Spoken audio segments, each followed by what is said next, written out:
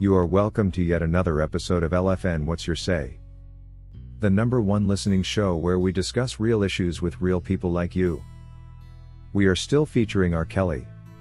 Real name Robert Sylvester Kelly. Also known as the R&B King.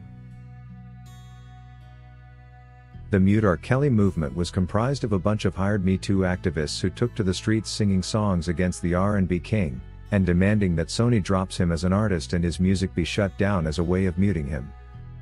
One would think before anybody took to the streets to take part in such a single-man witch hunt that could destroy their career built over 30 years of hard work, they would have first done the research to make sure that whatever they are advocating against surely does exist. R. Kelly had a number of scheduled music concerts in Detroit and other places which these self-seeking Me Too activists demanded be cancelled. During their Detroit protests, the malicious handful of people who assumed the power of all Americans and went against the will of everyone else who had purchased a ticket to R. Kelly's show attempted to show the world that they were many, when they mentioned they had a host of people from a diversity of backgrounds. However, we couldn't help to notice they all looked like a hired group of Me Too personnel who were only on the streets for $1. Thank you for muting R. Kelly today. I just want to say that we could have did this without a host of people. I want y'all to look around at the diversity amongst us. In chanting songs that suggested R. Kelly be muted, this handful of people didn't even have their facts together, and the words they sung exposed them a great deal. In one of their appearances on the streets of Chicago, they shouted out names of Azriel Clary and Jocelyn Savage, indicating they imagined these two women were actually underage victims of R. Kelly. It's only now that these young women feel they were misused when they were told to sing out these names, which are now being phased out of the said victim list. We love you! Jocelyn! We love you! Andrea! We love you! Jocelyn! We love you! While they sung out Jocelyn's name as a victim of R. Kelly, some of these activists now feel they were misled by their employer after learning that this daughter to the Savages was all along an adult at the time she met with R. Kelly and therefore never a victim. Even her own parents do agree to the fact that their daughter was 18 when she first met with R. Kelly. It was definitely so misleading the way the Savages were invested in taking down the R&B King, and an uninformed Me Too movement jumped onto the bandwagon without learning the facts first, and in the process degrading their organization, and more so the innocent individuals who were simply hired to take to the streets and sing these misinformed songs for the whole world to see. If anyone ever called R. Kelly a cult leader, the Me Too group looked like the biggest of cults, for the members don't even have the room to question anything. Tarana Burke will soon be ranked the biggest cult leader of all time, who simply gives her uninformed opinions to young men and women to go do all the malicious work for her. Her organization suddenly sounds more like a cult than what was referred to as R. Kelly's version of the same. For a team of people like those we saw take to the streets of Chicago to go singing out messages that they hadn't verified, and yet showing no intention to ask any questions even now that they know they were used as agents of false information, this is the true description of what a cult looks like. In ignorance, they shouted out the name Jocelyn on top of their lungs and for a moment made a victim out of her, a sign that they were operating on guesswork and nor facts. Meanwhile, even the other woman, Azriel, whose name they mentioned, is now no longer an obvious case, as new evidence reveals she was in possession of an ID that confirmed her age as 18, something contrary to their assumption that she too was an underage victim. If Azriel really had this ID that is said to have been verified by the police at the Dolphin Hotel, then we are right to say the Me Too activists who shouted her name to the top of their lungs had their energies misplaced.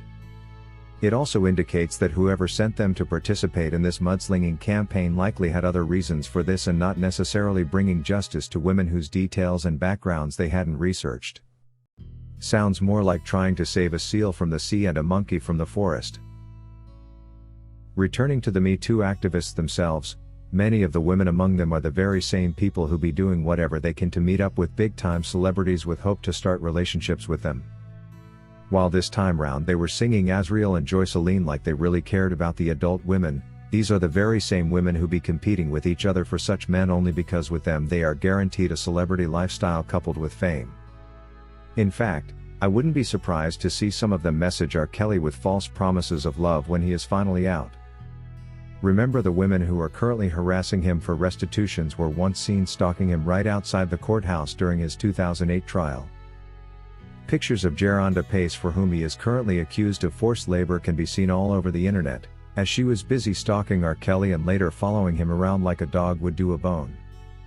To now see her on the receiving end of restitutions deducted from R. Kelly's royalties is true betrayal, both by herself, and also by the court system, which is dependent on witness testimonies alone and not proven facts. At one point, the Me Too activists were mixing the Black Lives Matter slogans into the Mute R. Kelly campaign, trying to take advantage of the existing racial sentiments among the masses to mobilize people against R. Kelly. What they fail to realize is that the anti-Kelly campaign is not a black people's initiative. The black people in the loop are only being used as pawns to implement an agenda, not necessarily by the black people. If only they had known that the senior producers of the surviving R. Kelly documentary were not black, they wouldn't have been singing songs of racial identity. Whatever happened with R. Kelly is not so different from the way slaves were taken from Africa with the help of the village chiefs and kings. Some of these were already prisoners in their own land, and the people thought it was okay to sell them out to the white enslavers. It doesn't really matter what you think your own has done. For as long as you are handing them over to be tortured and their rights abused by your haters, you are not any different from these village chiefs that sold out human beings to strangers in exchange for simple ornaments as gifts. According to Esther, it's no doubt that the Me Too were indeed short of information and did not know the truth of the matter. It's so sad to note that these were his girlfriends who later came with real BS charges against him. The most annoying being the Mann Act charges derived from a racist law enacted as early as 1910. Ever wondered why it's called the White Slave Traffic Law? This is because it was enacted only to protect white people at a time when it was assumed that it is okay for black people to be enslaved. While it was okay to transport black slaves across continents, it was illegal to do the same to white people between states. Unfair as the law was to the black communities around the world, the law is still being used against us now to destroy our long life careers, and to lock us up for the rest of our lives like they are doing R. Kelly. If you wish to take part in a live interview discussing any of these topics, let us know by sending an email to sashalfnmedia@gmail.com for scheduling. Thank you for watching today's video, a production of LFN Media, giving you another perspective of issues at hand. We make it our business to keep you updated with the truth amidst the cloud of lies the media wants you to believe. It is therefore important to subscribe to this channel, hit the bell icon and allow all notifications so that you don't miss out whenever we publish a new video.